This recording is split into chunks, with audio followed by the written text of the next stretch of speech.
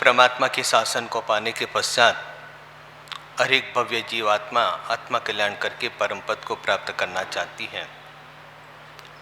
परम पद को प्राप्त करने के लिए व्यक्ति को अथाक प्रयास करना पड़ता है। जब तक जीवन के अंदर सतत प्रयास नहीं होता तब तक जीवन के अंदर हम आगे नहीं बढ़ सकते हैं। हर एक व्यक्ति के मन के अंदर इतना तो होना ही चाहिए कि हमें अथाक प्रयास यानी कि संसार से प्रवृत्तियों के प्रति हम लोगों को मुक्ति कैसे मिले, क्योंकि संसार में रह कर के ही आप आत्मा कल्याण कर सकते हो।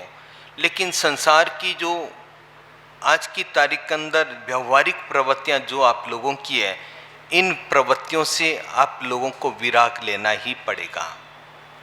अपना विषय चल रहा विचार, विचार बातें आती है और सबसे पहले बात आती है विनय, फिर विवेक, अब विराग। विचार के अंदर तीसरा नंबर है विराग। विराग यानी कि किससे विराग लेना? राग की व्यर्थता का बोध हो जाना। संसार के प्रति किस वस्तुओं के प्रति राग करने से क्या क्या मेरे जीवन के अंदर हानि होती है और संसार में किन वस्तुओं के प्रति राग करने से मेरा आत्मा कल्याण हो सकता है, उसके बारे में सोचना चाहिए व्यक्ति को। संसार की भौतिकता की सारी चकाचौंध के अंदर हर एक वस्तु के प्रति आपको राग है। क्या आपको राग है देव गुरु धर्म से? जिस देव गुरु धर्म के राग से हमारी आत्मा का कल्याण हो सकता है। सन्मार्ग कौन दिखाता है? मार्ग, परम पद का मार्ग परमात्मा ने परोपित किया और उस मार्ग को दिखाने वाले सुगुरु, क्या परमात्मा के प्रति राग, गुरुओं के प्रति राग, और सुगुरु ने अपने धर्म का रास्ता बताया कि इस मार्ग के ऊपर आप लोग चलोगे तो आपका आत्मा कल्याण हो सकता है। धर्म के अंदर से यह जानने को मिलता है कि हमें किस वस्तु के प्रति राग करना चाहिए, किसके प्रति विराग करना चाहिए। धर्म से ही हमें ज्ञात होता है और धर्म का ज्ञान देने वाले गुरु, धर्म के उपदेशक अरिहंत परमात्मा। जब केवल ज्ञान, केवल दर्शन की प्राप्ति की, तब परमात्मा ने समुसरण के अंदर बैठ करके देशना दी। उसी देशना को हम धर्म स्वरूप मानते हैं। सत्य क्या है, असत्य कहाँ है, उससे सारी जानकारी हम लोगों को मिलती है।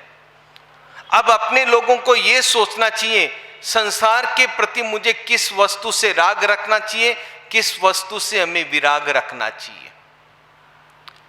किन किन वस्तुओं से राग कर करके मेरी आत्मा को दुर्गति के अंदर ले जाना है और किन वस्तुओं के प्रति राग रख करके मेरी आत्मा को परम पद तक ले जाना है, ये सारा का सारा वृत्तांत विराग हमें समझा देता है। अब आप लोग स्वयं अपनी आत्मा के साथ विचार कीजिए, हम कितने राग के अंदर उलझे हुए हैं। संसार की प्रवृत्तियों की, भौतिकता की राग के अंदर हम लोग कितने उलझे हुए हैं। आध्यात्मिकता का राग होता तो व्यक्ति को एक तरने का अवसर भी मिल जाता है। परमात्मा से आपको राग कितना? गुरुओं से आपको राग कितना? धर्म से आपको राग कितना? जब तक देव गुरु धर्म के प्रति हम लोगों को राग नहीं रहेगा तब तक हमारा आत्मा कल्याण नहीं है। संसार की हर एक वस्तु के प्रति आप लोगों को राग है, इसलिए तो कहा कि राग की व्यर्थता का बोध हो जाए, वो व्यक्ति समझ जाता कि मुझे किससे राग करना, किससे राग नहीं करना है। जैसे कि परिवार है, स्वजन संबंधी है, पद है, प्रतिष्ठा के प्रति जो राग भाव जो 18 पाप प्रवृत्तियों के करवाता है, परिवार, स्वजन, पद, प्रतिष्ठा इत्यादि जिसके प्रति भी राग हो, वो 18 पाप प्रवृत्तियों का आरंभ अपने जीवन के अंदर प्रवृत्ति कराता है। ये 18 पाप स्थान हमारे अपनी आत्मा के साथ में बहुत घातक है, जो व्यक्ति को राग करा करके आत्मा की दुर्गति के अंदर डाल देता है। आपको परिवार के प्रति राग कितना? स्वजन संबंधियों के प्रति राग कितना? पद मिल जाए उसके प्रति राग कितना? प्रतिष्ठा मिल जाए उसके प्रति राग कितना। ये सारे के सारे राग हमारे 18 पाप प्रवृत्तियों की प्रवृत्ति करवाता है। 18 पाप स्थानक तो आप जानते ही हो, हर रोज दोनों टाइम जो प्रतिगुण करते हैं बोलते ही हैं। अब आप सोचिएगा ये राग हमारी दुर्गति का कारण है कि नहीं है। व्यक्ति इन रागों के अंदर फंसा हुआ और फंस करके आत्म कल्याण तक को भूल जाता है व्यक्ति। परिवार के प्रति राग, परिवार करते मोह, इस राग और मोह के कारण व्यक्ति को द्वेष जागृत होता है। अगर राग ही ना हो, मोह ही ना, तो द्वेष होने का सवाल ही नहीं होता है। राग ही हमें द्वेष कराता है, मोह ही हमें द्वेष कराता है। इस राग और मोह के कारण हमारी आत्मा कितनी दुर्गति के अंदर जाती है।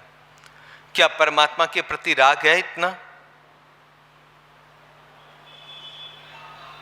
18 देश का राजा कुमारपाल महाराजा जब परमात्मा की पूजा करके गभारे में से बाहर निकलता था तो गभारे के पास में खड़े होकर के परमात्मा से विनती करता था,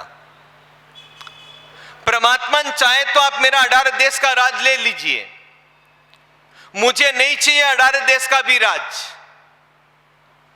लेकिन भव भव तक तेरे चरणों की सेवा मुझे चाहिए। इस भव में भी, पर भव में भी और आगे भी जितने भी भव मेरे हैं, भव भव तक आपके चरणों की मैं सेवा करता रहूं। ऐसा राग है अपने लोगों को? हमको राग कैसा है परमात्मा के प्रति? कैसा राग है बोलिएगा आप। हमें राग किसके प्रति है? स्वजन, संबंधी, परिजन के प्रति है या परमात्मा के प्रति या गुरुओं के प्रति या धर्म के प्रति है? किसके प्रति राग है आपको?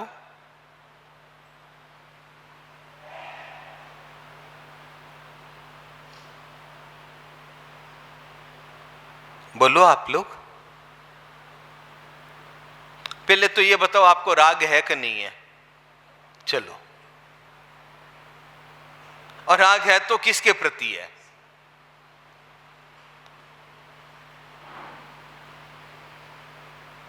संसार के प्रति राग हमारी दुर्गति का कारण है।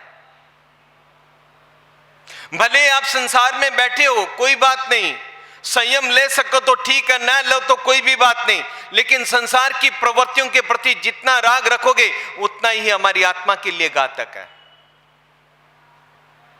देव गुरु धर्म के प्रति अनुराग रखते हुए उनके प्रति ऐसा राग रखिए कि जिससे कि मेरी आत्मा का कल्याण हो जाए। वो 18 देश का राजा होते भी वो तो खुले तौर से कहता है, परमात्मा ने 18 देश का राज चाहिए तो मैं देने के लिए, छोड़ने के लिए तैयार हूं, लेकिन भव भव तक आपके चरणों की सेवा मुझे चाहिए।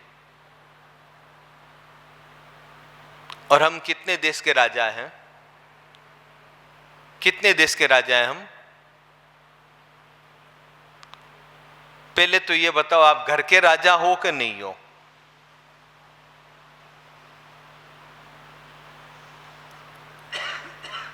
क्या हम लोग इन बातों का चिंतन करते हैं? हम इन बातों का चिंतन करते हैं, कभी सोचते हैं, कभी विचार करते हैं इन बातों का हम लोग अपने जीवन के अंदर? संसारिक वस्तुओं के प्रति हम लोगों को राग रहेगा, लेकिन आध्यात्मिकता जो हमारे जीवन को तार सकती है उसके प्रति हमें बिल्कुल राग नहीं है। अरे एक 48 मिनट की सामयिक भी निस्वार्थ भाव से किसी भी राग द्वेष के बगैर कर डालो तो वो भी आपको तार सकती है। सामयिक लेते हैं जरूर है और फिर बोलते हैं लास्ट में, मन के 10 दोष, वचन के 10 दोष, काया के 12 दोष, 32 दोषों में से जो कोई दोष लगाओ। क्या बोलते हो आगे? अब मन के कितने दोष लगे वो आपकी आत्मा जानती है, वचन के कितने दोष लगे वो आपकी जाना, काया के कितने दोष। चलो वचन के तो बोलते नहीं तो चुप रह जाओगे, मन के अंदर गुनगुनाते हो तो वचन के दोष तो चालू हो गए। और मन के काया के दोस्तों आपको स्वयं को पता चलता है कि आपका सामायिक में मन लगा, सामायिक के अंदर चित्त की स्थिरता मिली। चलो आप 10 मिनट माला गिनते हो, 10 मिनट, चाहे भगवान के सामने गिनो, चाहे उपासरे में गिनो, चाहे घर के अंदर जाकर के माला गिनो। माला के मन के घूमते जरूर है, मंत्र के साथ में मन एकाग्र होता है।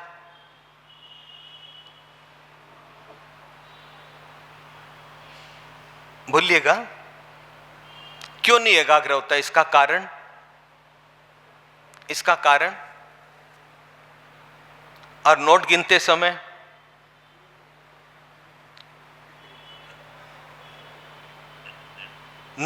समय मन एकाग्र होता कि नहीं होता? क्यों? अब आपके मन की एकाग्रता को आप स्वयं देख लीजिएगा। जिस वस्तु के प्रति लगाव होना चाहिए उसके प्रति आपकी एकाग्रता नहीं है। जिस नश्वर है, जो हमारे साथ में उसका कोई संबंध ज्यादा देर रहने वाला नहीं है, उसके पास आपकी कितनी एकाग्रता?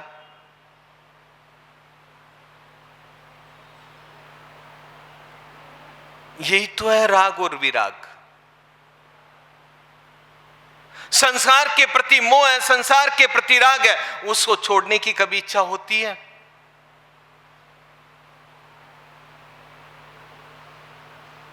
इसलिए का राग की व्यर्थता का बोध हो जाए ना, वो व्यक्ति किसी भी तरह का, किसी भी प्रकार का कोई राग नहीं करता है। ठीक है, परिवार के अंदर रहते हो, रहना पड़ता आपका है, मानता हूं मैं। ग्रस्त जीवन का यापन करना आपका परम कर्तव्य है, पर इतना तो राग नहीं होना चाहिए।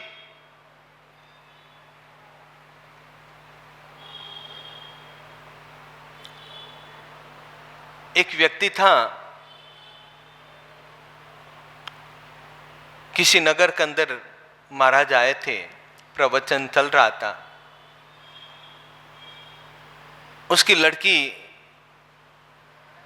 एक कॉन्वेंट के अंदर पढ़ रही थी। महाराज के प्रवचन इसको अच्छे लगे तो उसने कहा कि आत्मा कल्याण की बातें यहां पर हो रही है तो जाकर के लड़की को भी बुला लूं ताकि वो कुछ प्रवचन सुनेगी तो उसके जीवन सुधर जाएगा। वो कॉलेज के अंदर गई और लड़की को जाकर के कहा कि ऐसी बात है, तो उसने प्रिंसिपल ने कहा 1 दिन की छुट्टी लेने से 3500 रुपए की पेनल्टी लगती है। कोई बात नहीं, आप 1 महीने की छुट्टी दे दीजिएगा। आपको पता है पेनल्टी कितने लगेगी? 1 महीने की छुट्टी का 1,05,000 रुपए पेनल्टी। ये लो आप 1,05,000, मेरी लड़की को 1 महीने की छुट्टी दीजिए।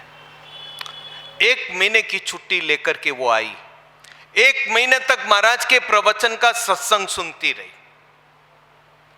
प्रवचनों से उसको बहुत जीवन के अंदर परिवर्तन आया।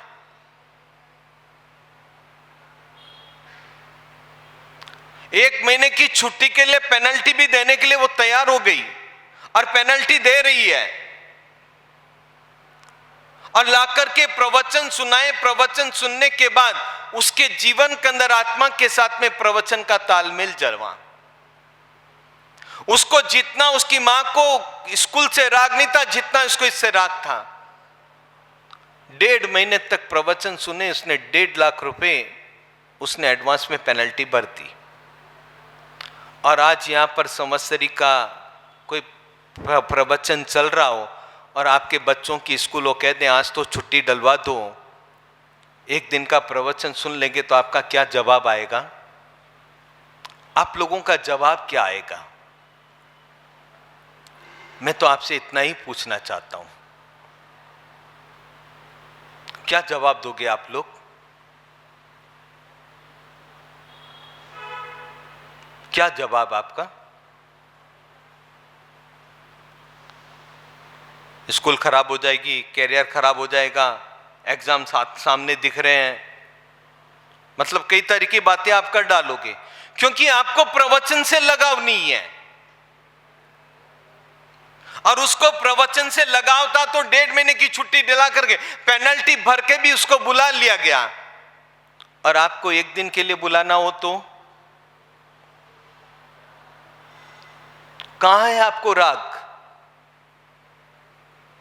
आपको तो राग है संसारिक वस्तुओं के प्रति कि एक दिन की छुट्टी भी डल जाए तो उसका करियर खराब हो जाता है।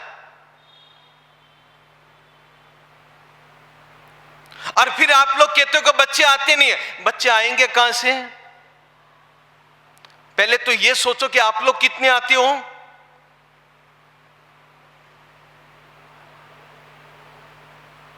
कभी विचार करते हो आप लोग इन बातों का? हम दोष बच्चों को देते हैं कि बच्चों को धर्म के प्रति आपको लगाव नहीं, तो आप बच्चों से कहां धर्म के प्रति लगाव रखते हो? सबसे पहले तो आपको धर्म के प्रति लगाव चाहिए कि हम धर्म से जुड़ेंगे तो हम बच्चों को भी साथ में जोड़ेंगे। कितना लगाव आपको? राग कहां है आपका? क्या धर्म के प्रति कोई राग है? क्या बच्चों को धर्म के संस्कार देने में कोई राग है? उसने तो देखा कि प्रवचन अच्छा, तो इसके जीवन के अंदर कुछ परिवर्तन आएगा, तो इसका जीवन भी परिवर्तन होगा। मुझे स्कूल जरूरी नहीं, मुझे इसके प्रवचन की जरूरत है। और आप लोगों के बात तो हजार बार नहीं आ सकता, हमारे साथ टाइम नहीं, उसको स्कूल का टाइम हो चुका है, खराब हो जाता है, एग्जाम सामने दिख रहे हैं। क्यों? वो पढ़ते नहीं थे, स्कूल नहीं थी उसकी। बस अंतर इतना ही है राग और विराग के अंदर। जो व्यक्ति अपने जीवन के अंदर समझ लेता कि मुझे संसार के प्रति राग कितना, ये राग आपका दर्शाता सारा का सारा। बच्चों को पाठशाला भेजना तो आपके पास टाइम नहीं है, और दूसरी क्लासेस में भेजते हो तब आपके पास सब टाइम है। कहां आप धर्म के संस्कारों का सिंचन कर रहे हो उनके पास?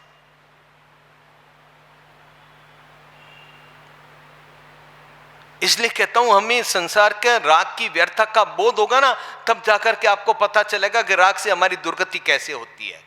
खुद तो हम दुर्गति की ओर जा रहे हैं, दूसरों को, सामने वाले दूसरों को भी दुर्गति के अंदर ले जा रहे हैं। हमें होना चाहिए किसके प्रति राग रखना, किसके प्रति विराग नहीं रखना। ये राग 18 पाप स्थानों के अंदर आप लोगों को प्रवृत्ति करवाता है, और ये 18 पाप स्थान हमारे संसार के अंदर उलझा हुए रखता है। ये सब मौन्य कर्म के कारण। मौन्य कर्म की स्थिति 70 कोड़ा कोड़ी सागरोपम जितनी है। जब 69 कोड़ा कोड़ी सागरोपम मौन्य कर्म कम होता है, तब जाकर के उसके मन के अंदर वैराग्य भाव जागृत होता है कि मुझे दीक्षा लेने के भाव जागृत होते हैं। और इस स्थिति से बाहर निकलने के लिए मन के अंदर विराग रखना पड़ता अपने लोगों को। और आज की तारीख के अंदर हमें विराग कितना अपने जीवन के अंदर? हम लोग तो इन बातों को सोचते तक नहीं है। और इन वस्तुओं के प्रति राग रख करके हमारी आत्मा का क्या होगा, इसके बारे में कभी चिंतन किया है? जिन जिन लोगों ने जिन जिन पदार्थों के प्रति राग किया, उनको अंजाम कैसे भोगना पड़ा? हमें पूर्व को इतिहास उठा करके देखो, तब आप लोगों को पता चलेगा जिन जिन लोगों ने इनके प्रति राग किया उनका अंजाम कैसे हुआ। रावण की क्या हालत हुई, कंस की क्या हालत हुई, दुर्योधन की क्या हालत हुई, आपके सामने ही है सारा का सारा। ये सब राग के कारण उनकी दुर्गति निश्चित हुई है। रावण के सामने पूरी की पूरी लंका दहन हो रही है, लेकिन राग भाव टूटा कहीं उसका? क्या कभी हम लोग सोचते हैं इस बारे में? कभी इन चीजों को सब सोचेंगे तब पता चलेगा ये राग हमारी दुर्गति कैसे करवाता है। राग के कारण हमारी आत्मा दुर्गति का कारक बनती है। इसलिए कहा राग रखना हो देव गुरु धर्म से रखिएगा आप। और देव गुरु धर्म के प्रति राग ही हमारी आत्मा का कल्याण कर सकता है। और जब तक देव गुरु धर्म के प्रति राग नहीं होगा, तब तक हमारा कभी भी कल्याण नहीं हो सकता है, आत्मा का कल्याण हो सकता है।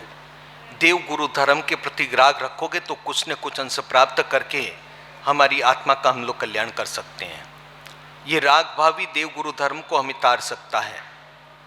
और आज की तारीख के अंदर हम संसार के प्रति, संसार की प्रवृत्तियों के प्रति 18 पाप वृत्तियां जो हमारे संसार के अंदर उजालती रहती हैं, उनके प्रति राग होने के कारण हमारी दुर्गति निश्चित तैयार है।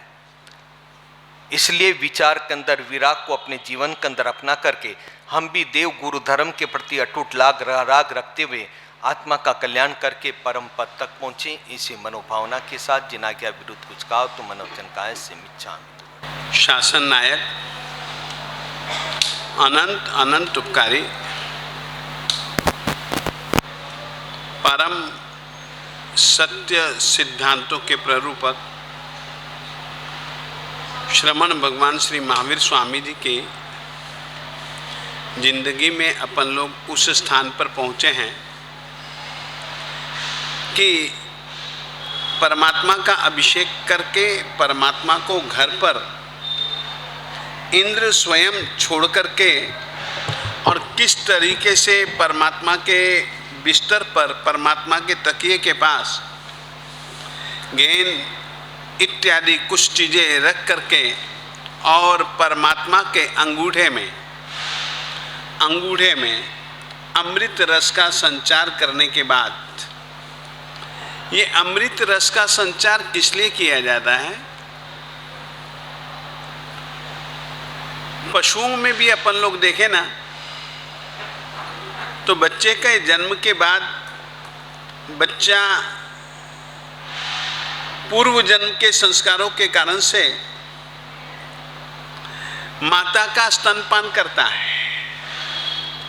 तीर्थंकर की आत्मा कभी भी कोई भी किसी भी क्षेत्र में और किसी भी समय पैदा होती है, तब वे कभी भी माता का स्तनपान नहीं करते हैं। जब कभी भी उनको भूख प्यास लगती है तो इंद्र उनके अंगूठे में अमृत रस का संचार करके जाता है और वे अंगूठे को ही चूसते हैं, जिसके कारण से अंगूठे में से अमृत रस शुरुआत से ही उनके पोषण के लिए उनको मिलता है।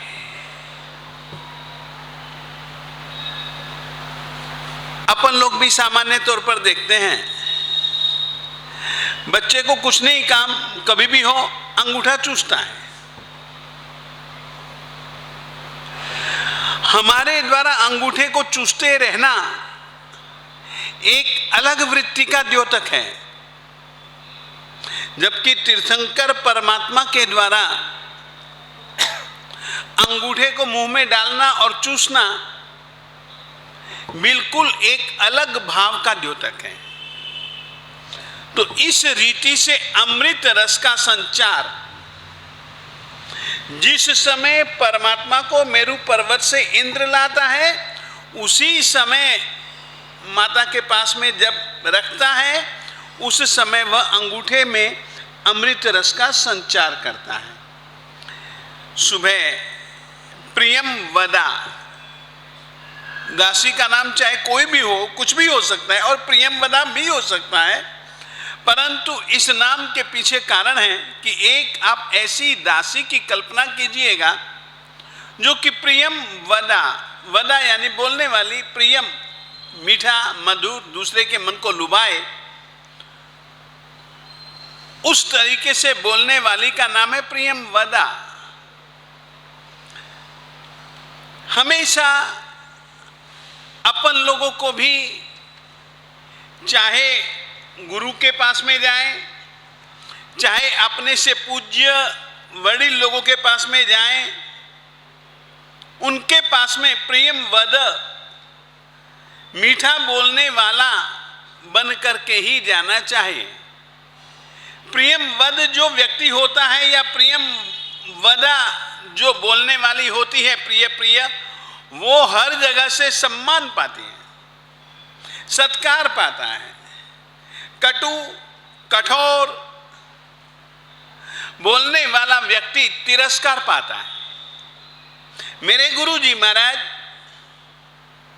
श्रीमद विजय समुद्र सुरेश्वर जी महाराज साहेब हमेशा हमको ये शिक्षा दिया करते थे और प्रियम वदा की बात जब कभी भी आती तो वे कहते कि हर तीर्थंकर का जब कभी भी जन्म होता है तब हम प्रियम वदा के माध्यम से राजा को बधाई दिलवाते हैं। कोई जरूरी नहीं कि वो उसका नाम एक शाश्वत ही हो, नहीं, वह प्रिय बोलने वाली, और सच्चाई भी यही है, प्रिय परंतु प्रिय के साथ सत्य हो, माया ना हो। झूठा आदमी भी, मायावी प्रपंची आदमी ज्यादा मीठा बोलता है। यहां पर उस तरीके की वह प्रियमवदा नहीं थी, यह भी बात आप लोगों को मैं कहना चाहता हूं। और जिंदगी में हमेशा मधुर बोलो, प्रिय बोलो, हित मित पथ्यम सत्यम, दूसरों के लिए जो हितकर हो, परिमित, ज्यादा बात को लंबा चौड़ा करो मत, पथ्यम, जो दूसरों का हित करने वाला हो, ऐसा वचन ही जैन परंपरा में सत्य वचन कहलाता है। तो उस तरीके की प्रियम वदा सुबह सुबह ही राजा जी को बधाई देती है। और राजा साहब जी भी सबसे पहला काम, पुत्र जन्म के समाचार सुनते ही जो कुछ भी उनके पास में उस समय धारण किया हुआ होता है वो खुशी खुशी से, क्योंकि पता तो लग ही चुका था कि तीर्थंकर की आत्मा का अवतरण हुआ है गर्भ में, तो इस तरीके से खुशी जतलाने का, प्रसन्नता जतलाने का और अपने कुल की रीति के हिसाब से कुल परंपरा को निभाने का, तो इससे हमको यह भी एक सीखने को मिलता है कि जब आत्मा खुश होता है, खूब खुश होता है, उस समय वह बहुत कुछ करता है। और परमात्मा का जन्म तो सबके लिए खुशी का है, तो चलो कैदियों को भी खुश होकर के छुड़वा दिया। यह पहले दिन ही वह काम करता है। और इस तरीके से इसके पीछे कारण बतलाते हैं कि उनको क्यों छोड़ा गया।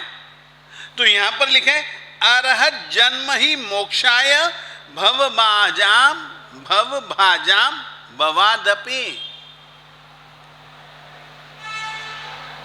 तीर्थंकर भगवंतों का जन्म स्वयं के मोक्ष के लिए होता है, तो जो भव्य जीव संसारी हैं उनको भव से, जन्म मरण की परंपरा से छुड़वाने के लिए होता है।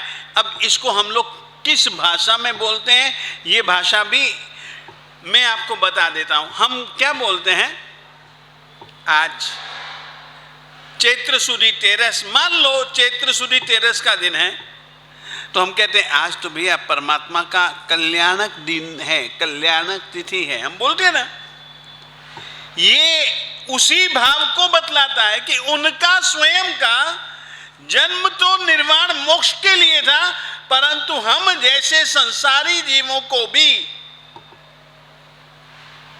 भव कारागार से छुटकारा मिले, छुटकारा दिलवा सकने वाले तीर्थंकर का जन्म हमारे कल्याण का कारण है। इस कारण से हम जन्म को, च्यवन को, दीक्षा को, परमात्मा के द्वारा केवल ज्ञान की प्राप्ति जिस दिन हुई उसको, और निर्वाण को भी हम लोग कल्याणक तिथि इसीलिए कहते हैं कि हम जैसे संसारी जीवों के कल्याण के अंदर, कल्याण की स्थिति में वह तिथि एक अत्यंत सहायक है। इसीलिए कल्याणक तिथियों की विशेष रूप से आराधना की जाती है। फिर इसके बाद तीसरे दिन माता और पिता बच्चे को सूर्य चंद्रमा का दर्शन करवाते हैं। फिर उसके बाद छठे दिन सधवा कल मंगल गीत भी। छठे दिन तो वो उनका बहुत सुंदर एक आचार है। सधवा औरतें बहुत मीठे मीठे मीठे मीठे, कल कहते मीठे मीठे मीठे मीठे मंगल गीत गा रहे और सुकुंकुमा भी आगा भी अनल्पा कल्प चारु भी। किस किस तरीके से सुंदर सुंदर वस्त्र आदि पहने हुए हैं, गहने पहने हुए हैं, किस रीति से कुंकुम इत्यादि से अंग राग किया हुआ है। इस तरीके से वे सभी के सभी माताएं बहनें इकट्ठी होती हैं और छठी रात्रि के दिन, छठे दिन वे लोग गीत गाती हैं। फिर उसके बाद में रात्रि जागरण छठी दिन करते हैं। रात्रि जागरण कौन से दिन करते हैं? छठे दिन।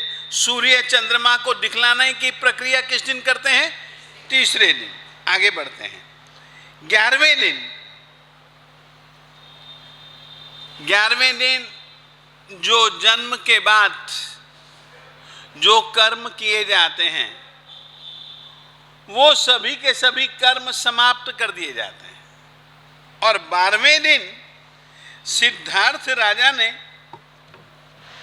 अपने जाति बंधुओं को, अपने सगे संबंधियों को, अपने नगरवासियों को, अपने मित्र मंडल और अपने मंत्रिमंडल इत्यादि सबको उसने बुलाया।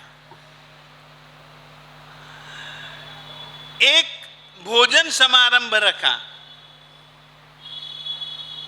और भोजन समारंभ में सभी जनों को बहुत बहुत बहुत बहुत सत्कार के साथ तो ठीक, स्नेह के साथ, बहुमान पूर्वक वह सभी जनों को राजा साहब जी भोजन करवाते हैं। भोजन करवाने के बाद जिसको कि प्रीति भोज कहा जाता है, प्रीति भोज करवाने के बाद माता पिता अपने बेटे को पास में लेकर के बैठे हैं। आपस में बातचीत चल रही है और यही 12वां दिन नामकरण का दिन होता है। राजा जी की परंपरा के हिसाब से आज की तारीख में तो बच्चे का जन्म पहले नाम निश्चित कर दिया जाता है। अगर बच्ची होगी तो ये नाम, बच्चा होगा तो ये नाम, और बस केवल तारीख भरनी बाकी रहती है। परंतु ऐसा नहीं है। उस समय 12वें दिन सबको खिलाने पिलाने के बाद, प्रीति भोज के बाद एक जगह बैठे आपस में प्रेम से बातचीत कर रहे हैं और प्रीति भोज के बीच में वह एक काम करता है राजा साहब।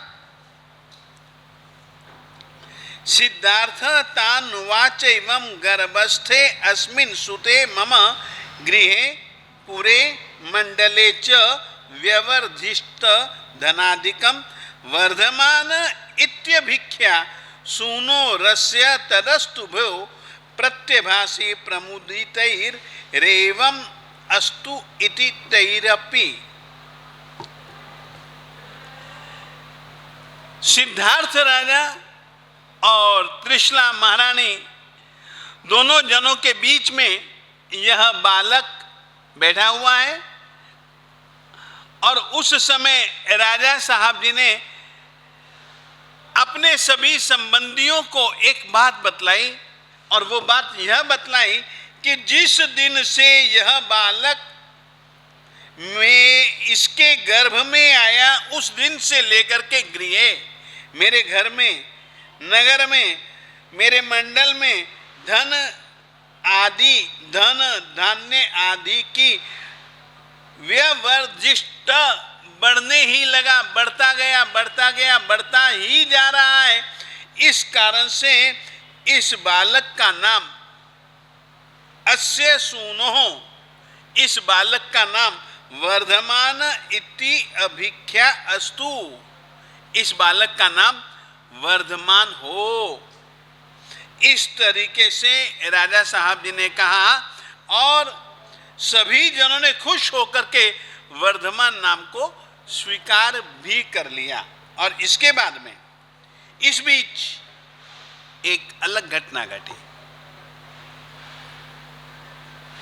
अपन लोग वर्धमान नाम से कम जानते हैं, महावीर इस नाम से परमात्मा को ज्यादा जानते हैं। कोई बताएगा महावीर नाम कब पड़ा? नहीं। अब इधर से जो ये 63 श्लाघा पुरुष चरित्र में, जो कि बहुत प्रामाणिक ग्रंथ माना गया है और इसकी संरचना कलिकाल सर्वज्ञ गुरु जी महाराज श्री हेमचंद्र सुरेश्वर जी महाराज साहेब जी ने की है, वे क्या कहते हैं इस विषय में वो बतलाने के लिए मैं आपको यह श्लोक पढ़ के सुनाता हूं। माता पिता ने तो वर्धमान नाम रखा, ये तो बात बिल्कुल स्पष्ट हो गई। अब आगे की बात कर रहे हैं। सो हम महोपसर्गै रप्येश न कंप्य इति वज्रिणा महावीर इत्यपरम नाम चक्रे जगतपते। इधर से माता पिता ने वर्धमान नाम रखा, उसके पीछे कारण कि सब कुछ बढ़ता ही गया, बढ़ता ही गया, बढ़ता ही गया। मेरा सम्मान बढ़ा, मेरी राज्य रिद्धि बढ़ी, मेरी सैन्य की समृद्धि बढ़ी, मेरे जो प्रीति भाव मेरे प्रति नहीं रखते थे उनका मेरे प्रति प्रेम भाव बढ़ा। हर रीति से मेरी स्थिति वृद्धि वृद्धि वर्धमान बनी। इस कारण से इस बच्चे का नाम वर्धमान हो। मगर महावीर नाम कब पड़ा? तो इसके विषय में ये कहते हैं वज्रिणा, इंद्र के द्वारा, क्योंकि इंद्र वज्र को धारण किए रखता है। इंद्र के द्वारा महोपसर्ग ही अपि एष न कंप्य, बहुत बड़े बड़े बहुत भयंकर भयंकर उपसर्गों की स्थिति में भी इस महापुरुष का मन कभी भी नहीं कांपेगा।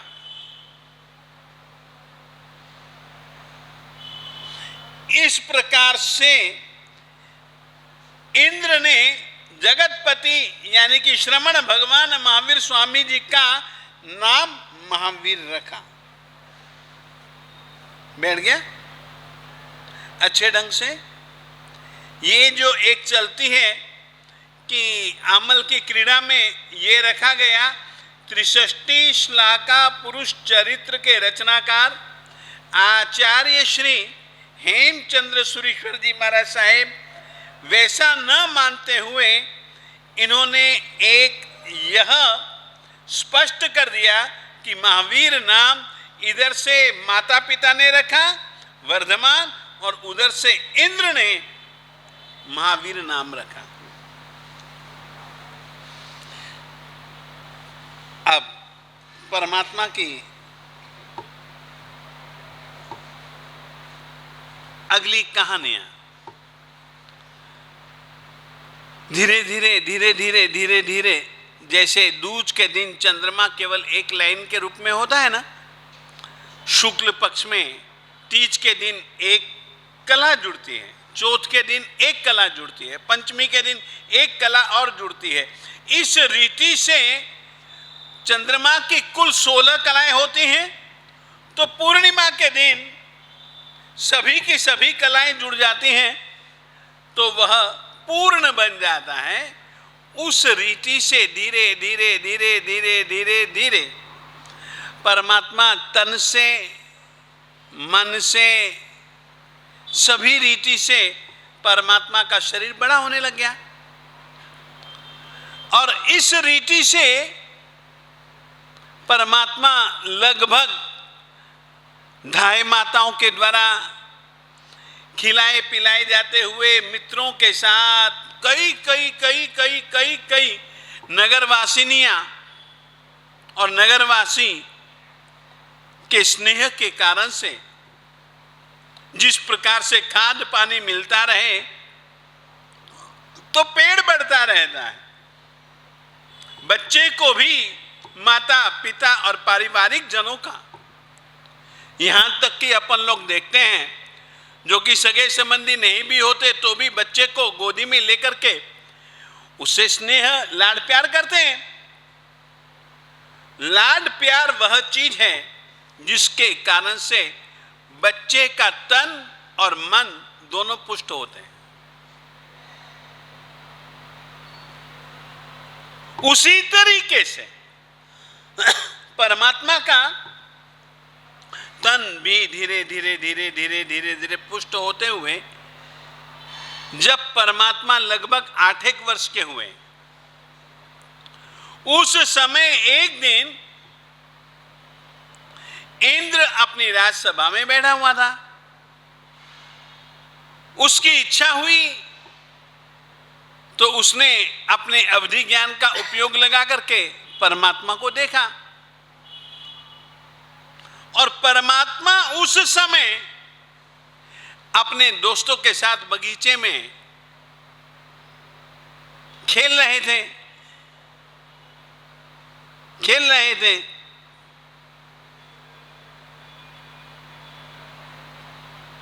तो इंद्र ने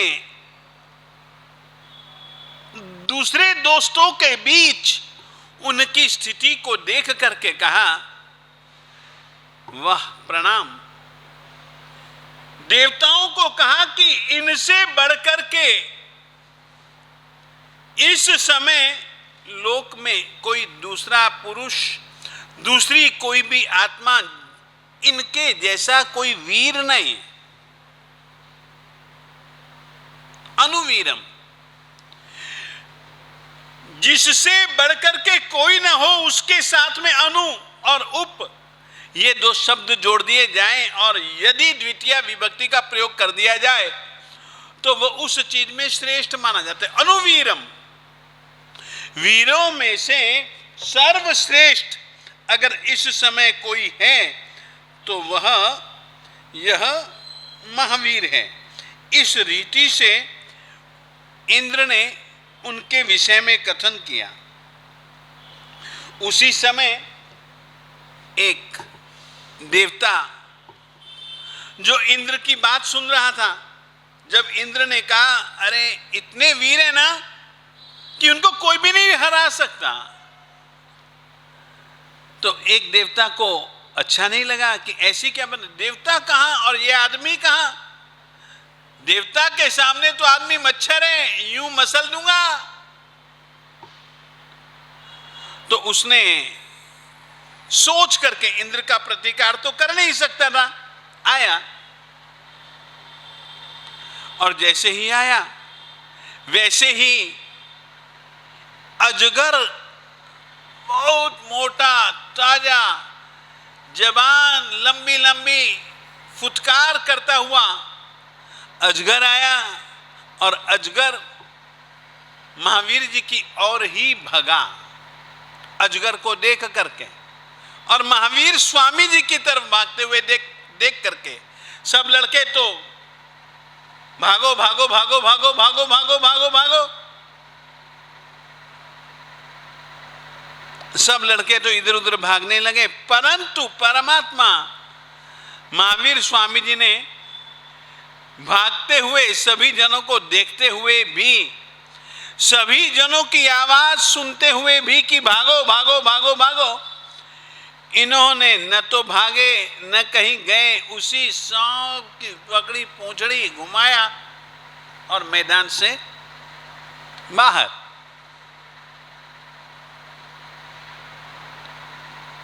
तब से इनका नाम वीर रखा गया। क्या रखा गया? वीर। महावीर इंद्र के द्वारा, वीर देवता के द्वारा। अच्छे ढंग से बात स्पष्ट हो जानी चाहिए। मैं 63 श्लोका पुरुष चरित्र के आधार पर आप लोगों से यह बात कह रहा हूं। किसी दूसरे ग्रंथ की चर्चा मैं यहां नहीं कर रहा हूं। तो इस रीति से इनके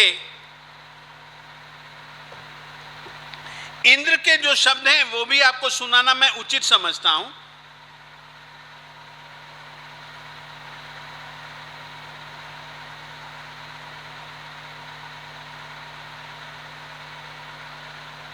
देखिए इंद्र के शब्द क्या हैं, यहां पर जो उद्धृत किए हैं वो मैं आप लोगों को बताना चाहता हूं। तदा ज्ञात्वा वधि ज्ञानान मध्ये सुरसभम हरिहि वीरा अनु महावीर मिति वीरम अवर्णयत। कि सभी वीरों में से अगर कोई सर्वश्रेष्ठ वीर है तो वह महावीर है। इस तरीके से इंद्र ने अपनी सभा में अवधि ज्ञान से जानने के बाद देवताओं के बीच में हरि ही इंद्र ने यह बात कही।